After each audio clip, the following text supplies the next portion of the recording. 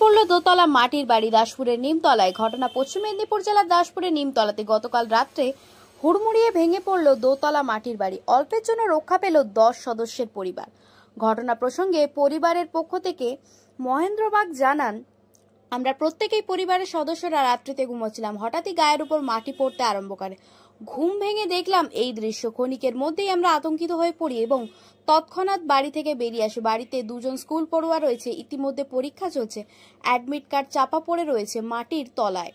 আর কিছুক্ষণ পরে পরীক্ষা সেন্টারে পৌঁছতে হবে। চিন্তায় ছাত্রী সহ পরিবারের সদস্যরা। এখন শুধু দেখার ওই ছাত্রী সুষ্ঠুভাবে পরীক্ষা দিতে পারে কিনা।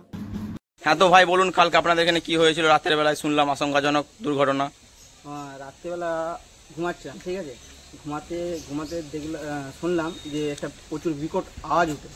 বাড়ি থেকে বেরিয়ে এসে দেখলাম যে পাশের বাড়িটা ধসে যায় এরকম অবস্থা। তো বাড়ির মধ্যে ভাই দাদা বৌদিরা ছিল, তারা অল্প বিপদের মধ্যে থেকে খুব আশঙ্কাজনক বেঁচে গেছে আর কি, এটাই বললাম।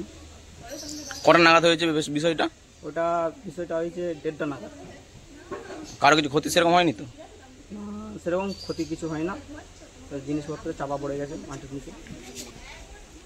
তো দাদা, আপনার নামটা কি? আমার নাম গোপীনাথ বাগ। তো বলুন।